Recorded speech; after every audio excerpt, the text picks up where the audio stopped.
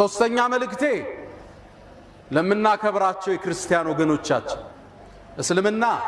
በመረጃ የተዋበ ጠንካራ መሰረት ያለው ሃይማኖት በመከባበር በመወያየት ዲኑን ዲስከስ ማድረግ እንችላለን እስልምና ጋር ቀርቦ ጃል ሰጠል ስለ እስልምና ተከራክሮ ሻሃዳ ሳይወጣ ይወጣ የለም 100% እርግጠኛ በእኛ እጅ ብቻ ስንት ሰው ሻሃዳ ተቀበለ እስልምና ጋር መወያየት የፈለገ ፊት ለፊት ይምጣ በሚፈልጉት መጽሐፍ በሚፈልጉት ርዕስ ማውራት ይቻላል ዕውቀት ይዳኛኒ ሐሳብ ያሸንፍ ያኒ ስድብ አይደለም ማንጓጠጥ አይደለም ትልቅ ስብዕና ማርከስ አይደለም ዕውቀት ይዳኝ እስልምና ሁሌም በሩ ክፍት ነው የመጨረሻው መልእክቴ ለኛ ለሙስሊሞቹ እንደ አይነት ክስከት ሲከሰት ነብዩን አለይሂ ሰላቱ ወሰለም የበለጠ እንድናወሳቸው ይከጀላል ከዛሬ በኋላ በአላህ ፍቃድ የሚወለዱ ልጆች ስማቸው ሙሐመድ ይሆናል ኢንሻአላህ ሴቶች ከሆኑ በሚወዷት ሚስታቸው አኢሻ አብራቸው በቆመችው ኸዲጃ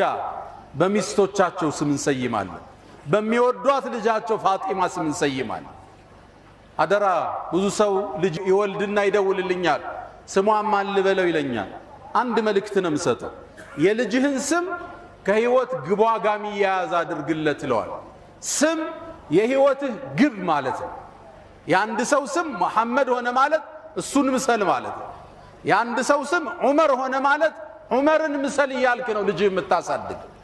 ሴት ልጅህን አኢሻን ምሰይ ማለት ነው የዚህን ኡማ በርካታ ሺህ ሐዲስን ያስተላለፈች ትውልድ ያነጸች የነብዩ አለይሂ ሰላቱ ወሰለም ሚስት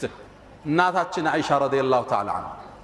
አሁንም በነብዩ ስም ግጥሞችን እንገጥማለን ነሽዳዎችን እንነሽዳለን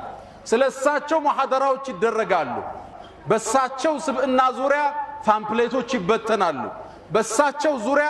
ኮንፈረንሶች ይደረጋሉ ነብዩን አለይሂ ሰላቱ ወሰለም ረስታችኋል ይያለን ነው አላህ ሶላዋት ምን ያህል ምናወርድ